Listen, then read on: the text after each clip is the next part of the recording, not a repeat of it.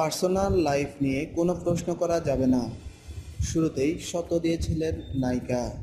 তাই তার জীবনে এই মুহূর্তে কোন দিকগুলো সবচেয়ে বেশি গুরুত্বপূর্ণ সেগুলো নিয়ে ওবেলার সঙ্গে কথা বললেন শুভশ্রী গঙ্গোপাধ্যায়। তার কথাবার্তা আগের চেয়ে অনেক বেশি গোছানো, অনেক বেশি শান্ত। সিনেমা ছাড়াও জীবনের অন্য দিকগুলো নিয়ে ভাবতে চান শুভশ্রী। এই পরিবর্তন কি সদ্য রাজ চক্রবর্তীর সঙ্গে ব্রেকআপের জন্যই হলো? নায়িকা অবশ্য বললেন যে সময়ের সঙ্গে এটা ধীরে ধীরে এসেছে, কোনো একটা ঘটনা এর জন্য দায়ী নয়। কারণ যাই হোক, তার অ্যাটিটিউড এবং আত্মবিশ্বাস দেখে স্পষ্ট, শুভশ্রী আপাতত নিজের জীবন নিজের মতো করে কাটাতে চান। অন্য কারো উপর তার হাসি কান্নার কোনোটাই নির্ভর করে না। তিনি এখন নিজের বস। কাজে মন দিয়েছেন শুভশ্রী। এখন তার পরপর রিলিজ বস 2। দেখো কেমন লাগে নবাব, চালবাজ, হাতে একগুচ্ছ ছবি। জানালেন সাধারণত বেশিরভাগ ছবি না করে দেন, কিন্তু এবছর এত ভালো ছবির অফার পেয়েছেন যে সবগুলোতেই রাজি হয়ে গিয়েছেন। ব্যক্তিগত জীবনে যাই হোক, পেশাদারিত্বের ব্যাপারে তিনি পাকা। ওবেলার ফটোশ্যুটের জন্য এলেন ঘড়ির কাঁটা ধরে। মেকআপ করতে করতেই শুরু হলো আড্ডা। এমনকি নিজের স্টাইলিং বললেন নিজেই করবেন। সামনে দিদির জন্মদিন, একটি পমেরানিয়ান উপহার দেবেন। তার ছবি দেখাচ্ছিলেন ফোনে। তারপর নিজের পোষ্য সিহু হুয়ার ছবিও দেখালেন। বোঝাই যাচ্ছিল এখন পোষ্যরাই তার জীবনের অন্যতম কেন্দ্রবিন্দু। বললেন রোজ বাড়ি ফেরার পর ওকে দেখেই মন ভালো হয়ে যায়। বাবা মা ও মাঝে মাঝে বাড়ি ফেরার পর অতটা পাত্তা দেয় না, হয়তো টিভি দেখতে ব্যস্ত, কিন্তু ওর এক্সাইটমেন্ট রোজ একই রকম থাকে। আমায় দেখতে পেলেই খুশি। আসলে ওরা সেপারেশন পেনটা খুব ফিল করে। ভাগ্যিস করা গেল। মানুষও যদি এমন হতো। কথাটা শেষ করার আগেই নায়িকা বলে উঠলেন, তাহলে তো জীবনে কত কিছুই শেখা হতো না, তাই না? হাতে ছবি আছে বটে, কিন্তু ইন্ডাস্ট্রির অবস্থা তো ভালো নয়। ভয় করছে না? সব ইন্ডাস্ট্রিরই একটা খারাপ সময় আসে। আসলে ট্রেন্ড বদলায়, দর্শকের মানসিকতাও সময়ের সঙ্গে বদলে যায়। আমার মনে হয় দর্শক এখন আর সেই একঘেয়ে গল্প পছন্দ করেন না। গল্প আর গল্প বলার ধরন পাল্টাতে পারলে আবার হলে গিয়ে ছবি দেখবেন সকলে, বললেন বস 2 এর নায়িকা।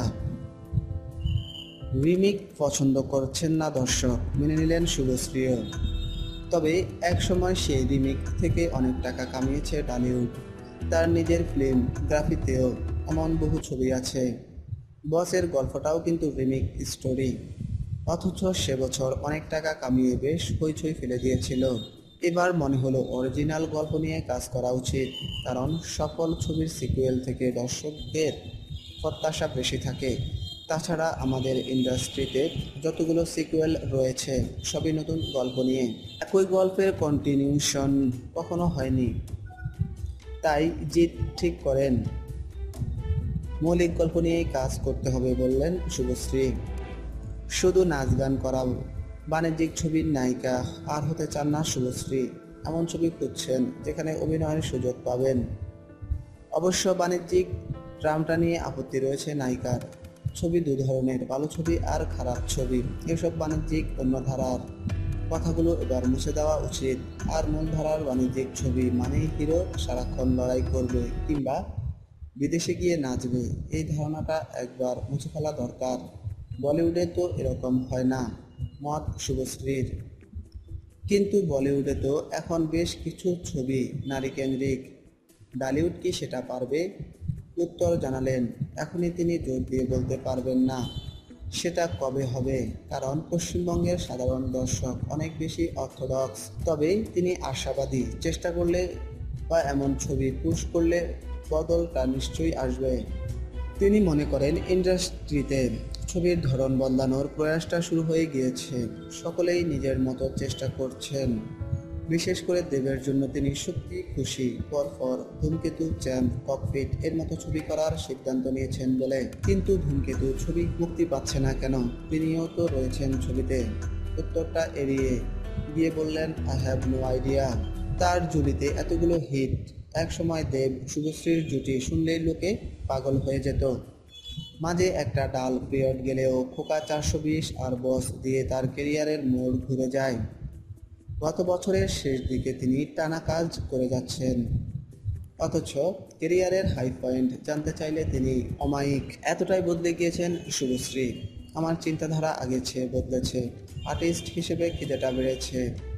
লোকে শুধু জানে শুভশ্রী ভালো নাচতে পারে, শুভশ্রী খুব হট, কিন্তু এবার অভিনয় নিয়েও কথা বলুক সেটাই চাই। তাই কেরিয়ারের কোনো হাই পয়েন্ট এখনও আসেনি বলেই আমি মনে করি, খুব সহজভাবে বললেন শুভশ্রী। সৃজিত মুখোপাধ্যায়, শিবপ্রসাদ, নন্দিতা, কমলেশ্বর মুখোপাধ্যায় সকলের সঙ্গে তিনি কাজ করতে চান, কিন্তু কারো কাছে গিয়ে কাজ চাইতে পারবেন না। 10 বছর হয়ে গেল কারো কাছে কাজ না চেয়েই ইন্ডাস্ট্রিতে কাটিয়ে দিলাম, এখন আর কেন চাইব? ভালো ছবি করার সুযোগ থাকলে নিশ্চয়ই পাবো, কিন্তু কপালে না থাকলে চাইলেও হবে না, সোজা সাপটা বললেন শুভশ্রী। ফিল্মোগ্রাফিতে এতগুলো হিট, অথচ শহরের সবচেয়ে বড় প্রযোজনা সংস্থা তাকে ব্যর্থ করেছে, সেটা কি ড্রব্যাক নয়?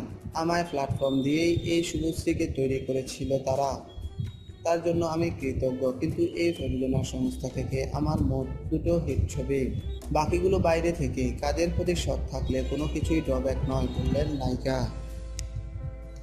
দর্শক, ভিডিওটি দেখার পর আপনার মূল্যবান মতামত ও সাবস্ক্রাইব করতে ভুলবেন না, আর অবশ্যই শেয়ার করে আপনার বন্ধুদেরও দেখার সুযোগ করে দিন। ধন্যবাদ সঙ্গে থাকার জন্য।